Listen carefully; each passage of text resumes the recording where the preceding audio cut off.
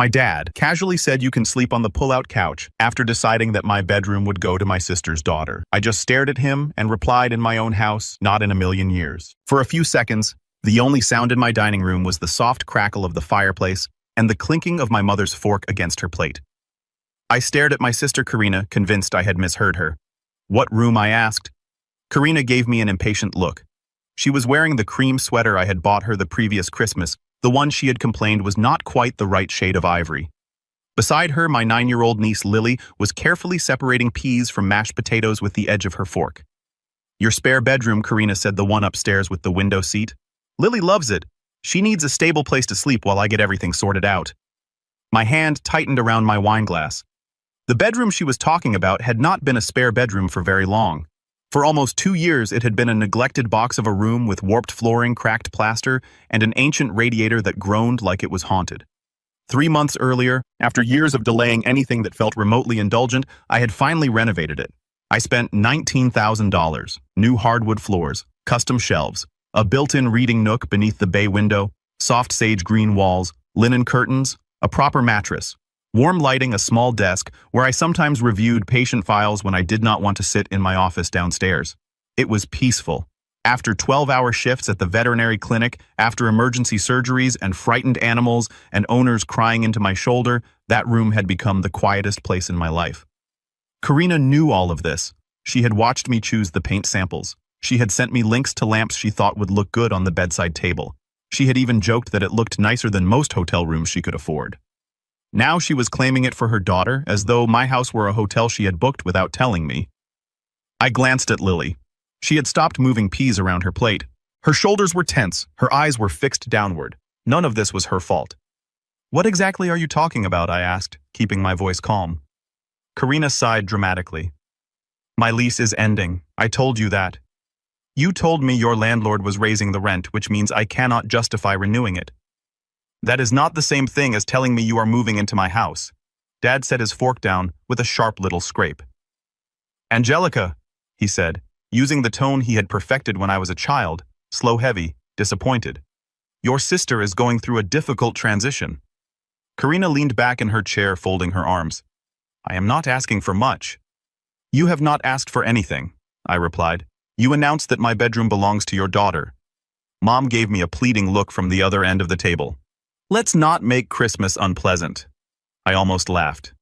The dining room smelled like roasted turkey cinnamon candles and the expensive pine garland Mom had insisted I buy because my old decorations were a little sad. I had worked until nearly midnight the previous evening after an emergency surgery on a Labrador that swallowed part of a plastic toy. Then I had woken up at 6 o'clock to start cooking for everyone. Karina arrived 40 minutes late with Lily and an empty container because she wanted leftovers. Dad brought wine he knew I did not drink. Mom criticized my tablecloth before taking off her coat, and somehow 5 minutes into dinner, I was the one threatening to make Christmas unpleasant. How long are you planning to stay? I asked. Karina shrugged. I do not know. A few months, maybe longer. The housing market is ridiculous. And where will you sleep? Another pause. Karina looked at Dad. Dad cleared his throat. Well, he said, obviously Lily needs the renovated bedroom. She needs stability. Karina can take your room temporarily. I blinked.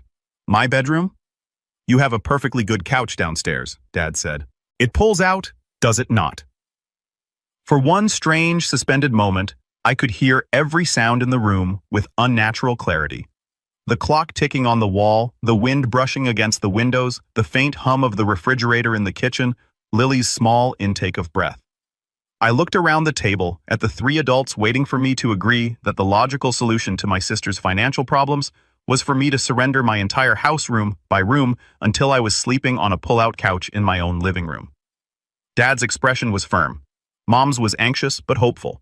Karina's was almost bored. They truly believed I would say yes. That was the worst part. Not the entitlement, not even the assumption, the certainty. They had spent years training me to be reasonable, generous, and accommodating. They had learned that I would complain quietly, lose sleep privately, and eventually do whatever made everyone else's life easier. They did not realize that something inside me had finally gone silent. I lifted my wine glass, took a small sip, and nodded. All right, I said. Karina's shoulders relaxed immediately. Thank you, Mom whispered. Dad picked up his fork again as if the matter had been settled appropriately.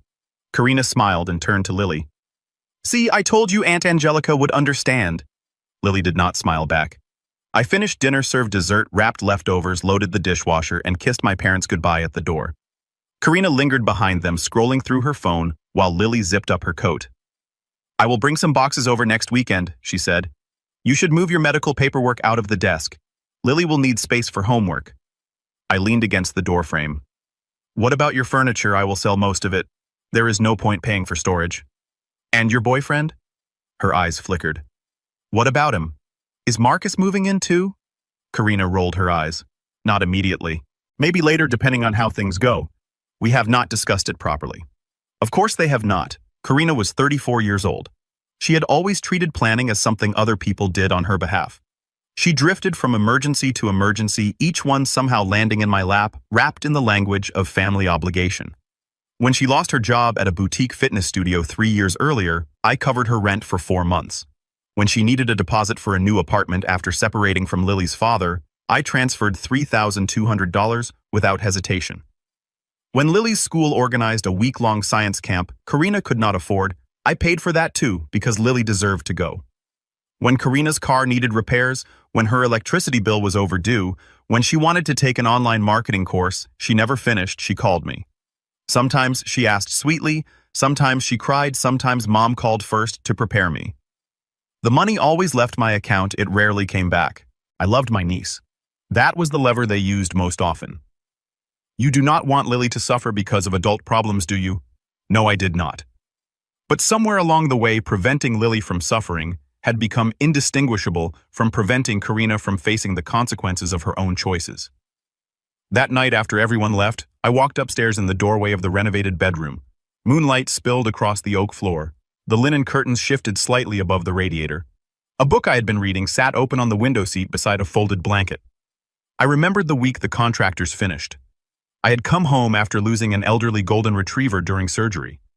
I knew the dog was unlikely to survive when the owner brought him in, but I had tried anyway.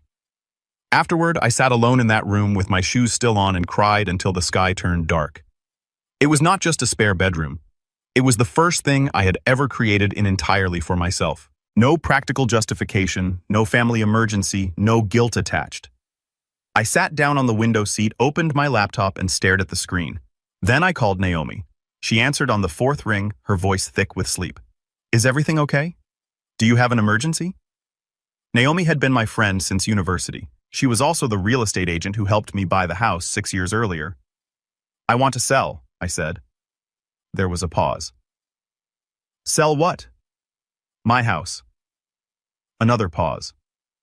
Your house. Yes. At 11:45 on Christmas night. Yes. Naomi woke up quickly after that. Are you serious? Completely. What happened? My family decided to move into it. She let out a long breath. Without asking you? They asked after deciding. Did you say no? I nodded. Angelica, I am done arguing with people who believe my answer is negotiable. Naomi was silent for a moment. Then her voice became businesslike. All right, the neighborhood is hot. Your renovations will help. You have good equity. Are you thinking standard listing timeline? No. What are you thinking? Cash buyers only as is sale. Fast closing 14 days. That will reduce your pool. I know, you may leave money on the table. I know. Do you have somewhere to go? I can rent a furnished townhouse near the clinic for a few months. Dr. Levin has been trying to convince me to buy into the practice and move closer anyway. Naomi knew about the offer. My boss, Dr. Levin, planned to retire gradually over the next 2 years. He had offered me a partnership stake in the veterinary clinic and access to a small cottage owned by the practice while I decided where I wanted to live. I had delayed giving him an answer because buying into the clinic felt enormous. Selling my house felt even more enormous. But sitting in that beautiful room while my sister planned where to place her daughter's school books and my father assigned me to the couch, the decision suddenly felt simple. The house was mine. That meant I could sell it. Naomi came over at midnight, wearing leggings, a wool coat over her pajamas, and the expression of a woman who had heard enough stories about my family to understand that asking too many questions would only waste time. We drank coffee at my kitchen island and built the listing. I already had professional photos from the renovation. 3 bedrooms, 2 bathrooms, updated kitchen, finished basement, fenced yard, quiet street, move-in, Ready cash offers prioritized closing within 14 days preferred. By 2:30 in the morning, the listing was live. At 6:45, Naomi texted me, "I have 3 showing requests already. 1 cash investor, 1 couple relocating for work, 1 buyer represented by an agent I trust. I am putting the sign up now." I stood at the upstairs window in my robe and watched her hammer the post into my front lawn. The sign looked almost cheerful against the snow. For sale. The phone rang at 7:12. "Mom." I let it ring twice before answering. "Good morning." "What is on your lawn?" she demanded. Her voice was so loud that I had to pull the phone away from my ear. "I assume you mean the sign. Why is there a for sale sign in front of your house? Because the house is for sale." There was a stunned silence. Mom drove past my street every weekday on her way to work at the dental office. I pictured her slowing down in her little silver car, coffee in the cup holder, staring at the sign as though someone had placed a tombstone in my yard overnight. "You are selling your house?" she asked. "Yes." "Since when?" "Since last night." "Does your father know I have not spoken to him this morning?" "What about Karina?" "What about her?" Mom made a strangled sound. "Angelica, this is not funny." "I agree. You cannot sell your house because of one conversation at Christmas dinner.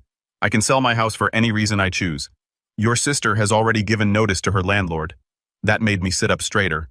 When Mom hesitated. "When what?" "When did she give notice?" Another pause. "Last week." I stared at the kitchen wall. "So Karina ended her lease before speaking to me. She assumed you would help. She assumed correctly. I am helping her understand the danger of making plans with property that does not belong to her." Mom's voice sharpened. "That is cruel." "No. Cruel would be promising Lily a bedroom in someone else's home and making me the villain when reality interferes. She needs stability. Then Karina should provide it. You have 3 bedrooms, I also have 1 house." Apparently that created confusion, so I am simplifying the situation. Mom hung up on me. At 7:28, Dad called. I let it go to voicemail. At 7:31, Karina called. I let that go to voicemail too. At 7:40, someone pounded on my front door hard enough to rattle the glass. I opened it to find Karina standing on the porch in sweatpants and unbuttoned coat and the same boots she had worn the night before. Her hair was pulled into a messy knot. Her face was pale with fury. "What the hell is wrong with you?" she shouted. A curtain shifted in the house across the street. I stepped outside and pulled the door closed behind me. "Lower your voice. You listed the house." "Yes. You cannot do that." "I already did. We had a plan. You had a plan. You said all right." I said all right because I was tired of explaining basic ownership to 3 adults during Christmas dinner. She stared at me. "You are selling your entire house just to spite me." "No. I am selling my house because I realized owning it made you believe you were entitled to occupy it. Where is Lily supposed to go with you? My apartment lease ends next week, then renew it. I cannot afford the increase. Find a smaller apartment." Her mouth fell open. "A smaller apartment. Do you hear yourself? Lily needs her own room. I agree, and you have one, for the next 14 days. The front door opened behind me. Lily stood there in her coat looking frightened. Karina spun around. "I told you to wait in the car. I need the bathroom," Lily said softly. I stepped aside immediately. "Of course. Go inside, sweetheart." When the door closed again, I looked at my sister. "Do not bring her into this." Karina's eyes flashed. "She is already in this. You are making her homeless." "No. You gave up your lease without permission to move into my house. You made that decision. You would really choose money over your niece." There it was, the familiar blade polished through years of use. I folded my arms against the cold. "I have paid your rent. I paid your deposit. I covered Lily's camp fees, school supplies, dental work, and birthday parties. I have transferred you money so many times that my banking app automatically suggests your name when I open it. Do not stand on my porch and pretend I have failed your daughter because I refuse to sleep on a couch in a house I bought." Her expression shifted. Only for a second, not guilt. Calculation. Not guilt calculation. You always make everything about money. Because you always ask me for money. Family is supposed to help each other. Name the last time you helped me. She opened her mouth. Nothing came out. Nothing came out. I waited. Snowflakes caught in her hair. "You do not need help," she said finally. "You have your career. You have savings. You have this perfect life." I almost laughed. My life did not appear by magic, Karina. I built it while cleaning cages at university. I studied while working overnight shifts. I paid off student loans while you changed jobs every 6 months because your managers were supposedly jealous of you. I earned every peaceful corner of this house. You think you are better than me? No, I think I am responsible for me. Lily came back outside a minute later. Her cheeks were pink from the cold. She avoided looking at either of us. I crouched to zip her coat properly. Are you okay? I asked. She nodded, but her eyes were glossy. Mom said I was getting your pretty room. I swallowed. I know.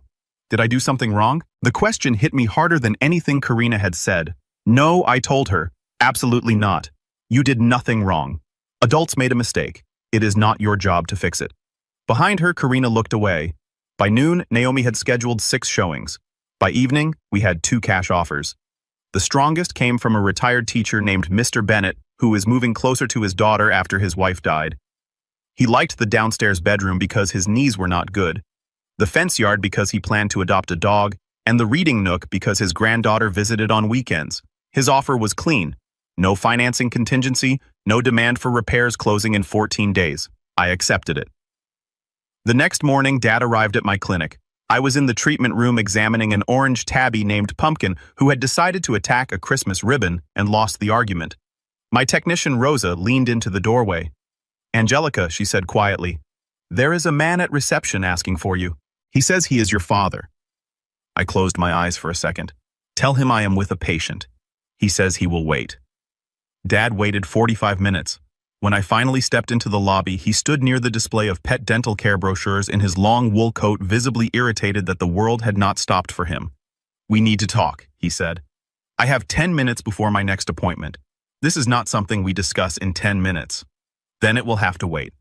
He followed me into the small consultation room and closed the door. What you are doing is irrational, he said.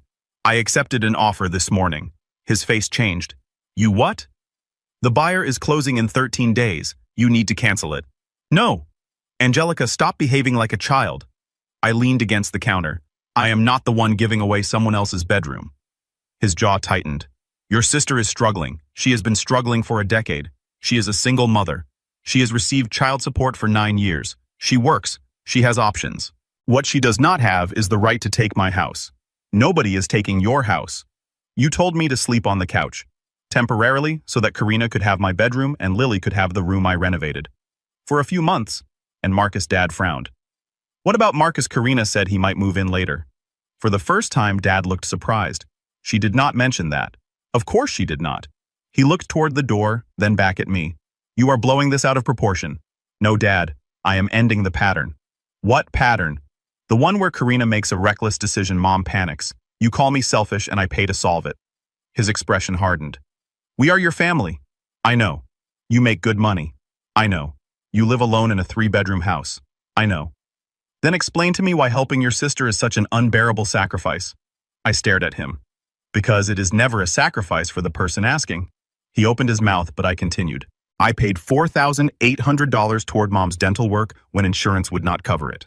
I paid for your transmission repair. I gave Karina $3,200 for her deposit. I covered 4 months of rent after she lost her job. I paid Lily's camp fees twice. I paid for Karina's marketing course. I loaned you money for the property taxes 3 years ago and never asked for it back. Dad shifted uncomfortably. I have helped this family for years, gladly most of the time. But the moment I finally spend money on something for myself, Karina decides it belongs to her daughter. And you agree so completely that you assign me to the couch without even asking. His face reddened. Your niece is a child. Yes, which is why she deserves a mother who plans responsibly and grandparents who stop teaching her that stability means taking someone else's home. Dad left without saying goodbye. That weekend, things escalated. Karina posted a vague message on social media about how some people value property more than family, and how difficult it was to explain adult cruelty to an innocent child. Several relatives called me. Aunt Marina said I was being dramatic. My cousin Elena suggested I delay the sale until Karina found a place. Mom sent me listings for 2-bedroom apartments as if I were Karina's personal assistant. Then on Sunday morning, while I was packing dishes into boxes, I heard a vehicle reverse into my driveway. I looked through the window. Karina had arrived with a rented van. Marcus was with her. So were Mom and Dad. For a moment, I simply stood there holding a stack of plates wrapped in newspaper, unable to believe what I was seeing. Marcus opened the back of the van. Inside were boxes, a mattress, Lily's pink desk chair, 2 large suitcases. I walked outside without putting on a coat. "What are you doing?" Karina slammed the passenger door. "Moving my things in before you do something even more irresponsible. The house is under contract, then cancel it." "No." Marcus rubbed his hands together against the cold. "Look, Angelica, everyone is emotional. Maybe we can talk inside. You are not entering my house." His eyebrows rose. "Seriously?" Dad stepped forward. "Enough. This has gone too far. I agree." Mom looked exhausted. "Angelica, please. Karina has nowhere else to go. She has an apartment until the end of the month. She cannot afford the renewal, Mom said. Then she needs to find something she can afford." Karina pointed toward the van. "We already paid for this rental. That was another poor decision." Her face twisted. "You cold, selfish—" "Do not finish that sentence," I said. Something in my voice made her stop. I walked to the keypad beside the garage and entered the new code Naomi had suggested I set after the listing went live. The door lifted a few inches, then stopped when I pressed the button again. "I changed the locks yesterday," I said. "Your old emergency key no longer works. The garage code no longer works. The security cameras are recording. The buyer is sending an inspector this afternoon. You need to leave." Dad stared at me as though I had become someone unrecognizable. "You changed the locks on your own family, Num. I changed the locks on my house." Lily sat in the back seat of Karina's car, her face barely visible through the glass. That sight steadied me. I lowered my voice. "I will say this once. Lily is welcome in my life. I will take her for weekends when it is arranged properly. I will help pay her school fees directly if she needs something important. But none of you will use her to force me into surrendering my home." Karina crossed her arms. "So you get to play generous aunt while leaving us on the street? You are not on the street, you know what I mean." "Yes," I said. "I finally do." Marcus looked increasingly uncomfortable. "Karina told me the arrangement was already agreed. It was not." He turned toward her. "You said your sister offered." Karina's eyes narrowed. She would have eventually. That sentence exposed everything. Not a misunderstanding, not desperation, a strategy. Push hard enough, bring Lily into it, get Mom emotional, let Dad apply pressure, arrive with boxes, create a situation too uncomfortable for me to resist. It had probably worked before in smaller ways. This time, there was a for sale sign on the lawn and a signed contract on Naomi's desk. Marcus stepped away from the van. "I am not getting involved in this," he muttered. Karina spun toward him. "You already are involved." "No, you told me we were moving into a family property temporarily. You did not tell me you were forcing your sister out of her bedroom. It is not like that." He looked toward me embarrassed. "It sounds exactly like that." He left 10 minutes later in a rideshare. Karina cried. "Mom blamed me. Dad said I had humiliated everyone." I stood in the driveway in my socks freezing and watched them unload nothing. The van drove away full. 13 days after Christmas, I signed the closing documents. Mr. Bennett shook my hand with both of his. "I hope you know how much I appreciate this," he said. "My granddaughter has already claimed that window seat upstairs." I smiled. "It is a good place to read." "I am thinking about getting a dog too," he said. "Something older, calm, maybe a rescue." That made me smile properly. "Call the clinic when you are ready. I know several dogs who deserve a quiet home." By the end of January, I had moved into the cottage near the veterinary practice. It was smaller than my house, 2 bedrooms, a narrow kitchen, a tiny fenced garden with a crooked apple tree and a wooden bench beneath it. The first night, I sat on the living room floor, surrounded by half-open boxes eating noodles from a takeout container because I had not unpacked the plates yet. It should have felt like a loss. Instead, I slept better than I had in years. Dr. Levin and I finalized the partnership agreement in March. For the first time in my career, I was not simply working endless hours for a salary, I was helping shape the clinic's future. I hired another technician, expanded our emergency care schedule, and started a small fund for owners who could not afford urgent treatment for their pets. I also adopted a dog. Her name was Mabel, a senior beagle mix with cloudy eyes arthritis and an unreasonable hatred of delivery trucks. She slept beneath the apple tree when the weather was warm and followed me from room to room as though making sure I did not disappear. Karina found a 2-bedroom apartment 20 minutes from Lily's school. It was smaller than the place she gave up, but it was clean and safe. She took extra shifts at work. Marcus did not move in. From what Mom eventually told me, that relationship ended shortly after the van incident. Apparently, Marcus had been under the impression that Karina had a long-term housing plan. Discovering that her plan involved removing me from my own bedroom made him reconsider several things. For the first month, Karina did not speak to me. Then Lily called from her tablet. "Can I come see Mabel?" she asked. "Of course." She spent the following Saturday at the cottage. We baked cookies. We walked Mabel slowly around the block. We sat under the crooked apple tree drinking hot chocolate while Lily told me about school. Before Karina picked her up, Lily hesitated near the front door. "Mom says you sold the house because of us." I knelt so we were eye level. "I sold the house because I needed a change, because I wanted the green room." "No," I said gently. "Wanting something is not wrong, but adults have to ask before making plans with things that belong to other people." She thought about that. "Mom should have asked." "Yes. And Grandpa did not have said you could sleep on the couch." I smiled despite myself. "No, he should not have said that."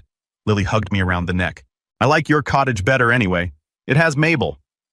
After she left, I stood in the doorway for a long time watching Karina's car disappear at the end of the street. Mom apologized eventually, not perfectly, not all at once. She came to the cottage one Sunday carrying a lemon cake and walked through the rooms quietly. Noticing that there was no couch waiting to swallow my life, no family luggage stocked in corners, no evidence that I had ruined myself by refusing to be useful. "I thought you would change your mind," she admitted. "I know. I thought you would calm down and realize selling the house was extreme." It was extreme. She looked surprised, but it was also necessary. I continued, "Because none of you believed me when I said the house was mine. The only boundary you understood was a closing date." Mom looked down at her hands. "We should not have put you in that position." "No, I worry about Karina. So do I, but worrying about her is not the same as rescuing her from every consequence." Mom nodded slowly. Dad took longer. He did not apologize directly. That was not his style, but several months later on my birthday, he sent me a message. "I drove past the old house today. There was a dog in the yard. The new owner seems to be taking care of the place. I understand why you did it, even if I did not at the time." I read the message twice, then I replied, "Thank you.